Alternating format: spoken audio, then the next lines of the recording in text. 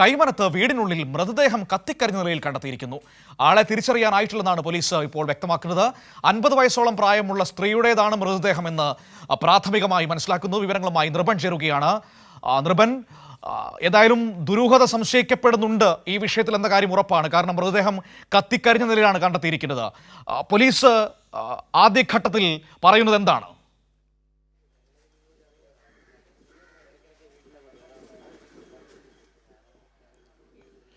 തീർച്ചയായും മനു, ഇത് പുരയിടത്തിലാണ്. ഈ അമൃത സ്കൂള് കൈമനത്ത് ഈ കുറ്റിക്കാട്ടിൽ ലൈനിനടുത്തുള്ള അമൃതാനന്ദമയി ആശ്രമവും സ്കൂളുമുള്ള ഭാഗത്ത് തൊട്ടടുത്തുള്ള പുരയിടത്തിലാണ് കത്തിക്കരിഞ്ഞ നിലയിൽ ഒരു മൃതദേഹം കണ്ടെത്തിയത്. മനു സൂചിപ്പിച്ചതുപോലെ ഇപ്പോൾ സ്ത്രീയാണെന്നുള്ള സ്ഥിരീകരണം മാത്രമേ ഈ ഘട്ടത്തിൽ ഉള്ളൂ.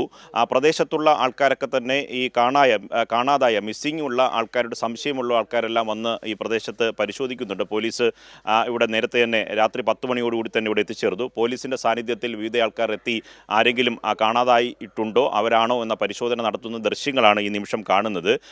ഈ നിമിഷം നമുക്ക് പറയാൻ കഴിയുക, നാട്ടുകാരെ സംബന്ധിച്ച് ഇവിടെ പ്രദേശത്ത് നിന്ന് ഈ പ്രദേശത്തുള്ള ആരുമല്ല എന്നതാണ് റെസിഡൻസ് അസോസിയേഷൻ്റെ ഭാരവാഹികൾ അല്പം മുമ്പ് നമ്മോട് തന്നെ പ്രതികരിച്ചത്. എവിടെ നിന്നാണ് ഈ സ്ത്രീ വന്നത് എന്ന കാര്യത്തിൽ വ്യക്തതയില്ല. ഇവിടെ രാത്രി 10 മണിയോടുകൂടി തീ പടരുന്ന ഇത് തൊട്ടടുത്ത അയൽവാസികൾ കാണുന്നു. ആ തീ ആദ്യഘട്ടത്തിൽ ഒരു അയൽവാസിയെ നമ്മളോട് പറഞ്ഞത് ഈ ചപ്പുചവറൊക്കെ കൂട്ടിയിട്ട് കത്തിക്കുന്നതാകും എന്ന തരത്തിലുള്ള സംശയമാണ്. ആൾക്കാർ ഓടി വരുമ്പോഴാണ് ഒരു സ്ത്രീ ഈ തീ പിടിച്ച് ആളിക്കത്തുന്നതിൽ കാണുന്നത്. ഉടൻ തന്നെ നാട്ടുകാർ എത്തിച്ചേരുന്നു, പോലീസിനെ അറിയിക്കുന്നു. കരമന പോലീസ് ഉടൻ തന്നെ സംഭവ സ്ഥലത്ത് എത്തിച്ചേർന്ന് പരിശോധന നടത്തി. അപ്പോഴേക്കും ആ സ്ത്രീ മരണപ്പെട്ടിരുന്നു. റെസിഡൻസ് അസോസിയേഷൻ്റെ ഭാരവാഹികൾ പറയുന്നത് ഞാൻ നേരത്തെ സൂചിപ്പിച്ചതാണ്. ഈ പ്രദേശത്ത് നിന്ന് അങ്ങനെ ആരെയും കാണാതായിട്ടുള്ള റിപ്പോർട്ടൊന്നും വന്നിട്ടില്ല. പോലീസ് സമഗ്രമായ അന്വേഷണം നടത്തുന്നുണ്ട്. വേറെ ഏതെങ്കിലും സ്ഥലത്ത് നിന്ന് വന്ന് ഇങ്ങനെ ആത്മഹത്യ ചെയ്തതാണോ, മറ്റെന്തെങ്കിലും ദുരൂഹ സാഹചര്യമുണ്ടോ എന്ന കാര്യം പരിശോധിക്കേണ്ടതുണ്ട്. പക്ഷേ വലിയ തരത്തിൽ ആൾക്കാരൊക്കെ തിങ്ങി താമസിക്കുന്ന ഒരു റെസിഡൻസ് പ്രദേശമാണ്. ഇങ്ങനെ ആൾപ്പാർപ്പുള്ള ഒരു പ്രദേശത്ത് തൊട്ടടുത്ത് തന്നെ അമൃതാനന്ദമയി മഠത്തിൻ്റെ തന്നെ വസ്തുവായിട്ടുള്ള ഈ പുരയിടമാണ്. ഈ പുരയിടത്തിൻ്റെ ഈ മതിൽ കഴിഞ്ഞാൽ അപ്പുറത്ത് അമൃത സ്കൂളും ഒപ്പം തന്നെ മഠവുമാണ് സ്ഥിതി ചെയ്യുന്നത്. ഇങ്ങനെ ആൾക്കാരൊക്കെ തിങ്ങി പാർക്കുന്ന ഒരു സ്ഥലത്തേക്ക് രാത്രി എങ്ങനെയാണ് ഇങ്ങനൊരു മൃതദേഹം ഈ തീ പിടിച്ച ആളിക്കത്തുന്ന തരത്തിൽ കണ്ടെത്തിയത് എന്ന തരത്തിലുള്ള ദുരൂഹതയുണ്ട്. അത് സംബന്ധിച്ച് നാട്ടുകാരൊക്കെ ഇവിടെ ഉണ്ട്. റെസിഡൻസ് അസോസിയേഷൻ്റെ ഭാരവാഹിയോട് തന്നെ ഇന്നലെ ഈ സംഭവിച്ചത് എപ്പോഴാണ് അവർ അറിയുന്നത് അത് സംബന്ധിച്ച വിശദാംശങ്ങൾ കൂടി നമുക്ക് ചോദിച്ചറിയാം. ഇന്നലെ എത്ര മണിക്കാണ് നമ്മുടെ ഈ ശ്രദ്ധയിൽ ഇത് പെടുന്നത്? 10 മണി, രാത്രി 10 മണിയാകും.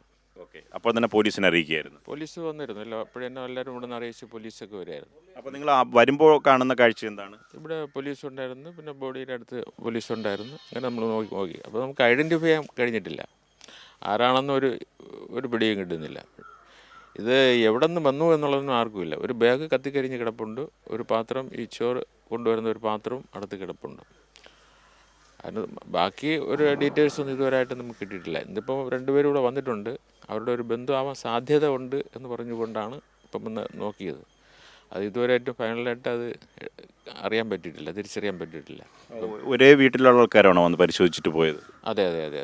അവർക്ക് സംശയമുണ്ട്, മിസ്സിംഗ് ഉണ്ട്. ചെറിയ ഒരു മിസ്സിങ് കാണുന്നില്ല എന്ന് പറഞ്ഞു. അപ്പോൾ അത് ആണോ എന്നുള്ളതിന് ഒരു സംശയം. വന്നിട്ട് ഒരാൾ പോയല്ലോ, പുള്ളി എന്താ പറഞ്ഞു? അവരുടെ ഒരു ബന്ധുവാണ്. അവരുടെ ഒരു കുഞ്ഞമ്മയുടെ മോളായിട്ട് സാധ്യത ഉണ്ട് എന്നാണ് പറയുന്നത്. ശരിയാണോ എന്ന് അറിയില്ല. അവരെ കാണാനില്ല എന്നുള്ള സംശയം അവർക്കുണ്ട്. അതുകൊണ്ട് ഇപ്പോൾ ഒരാളിനെ വിളിച്ചിട്ട് വരാൻ വേണ്ടി പോയി. ഈ റെസിഡൻസ് അസോസിയേഷനിൽ വരുന്ന ഈ പ്രദേശത്തുള്ള ആരുമല്ല എന്നാണ് നമ്മൾ അതെ ഇവിടെ അല്ലേ, പുറത്തുനിന്ന് ഇത് ആദ്യമായിട്ടുള്ള ഒരു സംഭവമാണ് ഈ പ്രദേശത്ത്. അമൃത സ്കൂളാണ്. അല്ലല്ല, ഇതും അവരുടെ തന്നെ, ഇത് അവരുടെ കോമ്പൗണ്ട് തന്നെ. ഇതുകൊണ്ട് ഇതിൻ്റെ അപ്പുറം ഉണ്ട് അവർക്കല്ല. ഇതെല്ലാം മഠത്തിൻ്റെ പ്രദേശം. ഈ സ്കൂൾ ഇത് മഠത്തിൻ്റെ ഒരു ഭാഗം തന്നെയാണ് ഈ സ്കൂളിൻ്റെ മതിൽ. അതിനുശേഷം ഇതൊക്കെ അവർ മേടിച്ചതാണ്. എൻ്റെ തൊട്ടപ്പുറത്തെ എല്ലാ സ്ഥലമൊക്കെ മേടിച്ച് ഇങ്ങനെ ഓരോ സ്ഥലങ്ങൾ വാങ്ങിച്ചുകൊണ്ടിരിക്കുകയാണ് അവർ. അതിൻ്റെ ഒരു ഭാഗമായിട്ടാണ്. പക്ഷേ ഇവിടെ ആരും ഇങ്ങോട്ട് കയറി വരുന്ന ഒരു ഭാഗമല്ല. അതാണ് വരാനാണ് സാധ്യത. ഒന്നീ ഇതുവഴി അല്ലെങ്കിൽ ഇതുവഴി വരാനാണ് സാധ്യത. പക്ഷേ ഇവിടെ വന്നു എന്നുള്ളതിനെ കുറിച്ചില്ല. പക്ഷേ 1-2 CC ക്യാമറ പരിശോധിക്കുന്നുണ്ട്, ആൾ വന്നിട്ടുണ്ടോ ഇല്ല എന്നുള്ളതിനെ കുറിച്ചാണ്. ഇവിടെ നിന്ന് ഇങ്ങനെ വരണമെന്നുണ്ടെങ്കിൽ അവിടുത്തെ ഒരു CC ക്യാമറ ഉണ്ട്, അത് പരിശോധിച്ചിട്ട് കാണുന്നില്ല എന്നാണ് പറഞ്ഞത്. മനു, അത് തന്നെയാണ് ഈ റെസിഡൻസ് അസോസിയേഷൻ്റെ ഭാരവാഹികൾ പ്രത്യേകിച്ച് ഈ പ്രദേശത്തെ താമസിക്കുന്നവരെ സംബന്ധിച്ചിടത്തോളം അവർക്ക് ഇതൊരു ആദ്യ സംഭവമാണ്. ഇങ്ങനെ 10 മണിക്ക് ശേഷം ഏത് വഴിയാണ് ഇങ്ങനെ ഈ സ്ത്രീ ഇങ്ങോട്ട് വന്നത്, CCTV ദൃശ്യങ്ങൾ, ഇങ്ങോട്ട് വരാൻ സാധ്യതയുള്ള പ്രദേശങ്ങളിലെ CCTV ദൃശ്യങ്ങൾ പരിശോധിച്ചു. ഒരു ഭാഗത്ത് സ്കൂളിൻ്റെ ഭാഗത്തുള്ള CCTV ദൃശ്യങ്ങൾ പരിശോധിച്ചപ്പോൾ അതുവഴി ആരും കടന്നു വന്നിട്ടില്ല എന്നതാണ്. ഇനി പോലീസ് സമഗ്രമായി അന്വേഷണം നടത്തും. നേരത്തെ തന്നെ ഈ ചേട്ടൻ നമ്മളോട് പറഞ്ഞതുപോലെ നമ്മൾ ആദ്യം തുടക്കത്തിൽ ദൃശ്യങ്ങൾ കണ്ടതാണ്.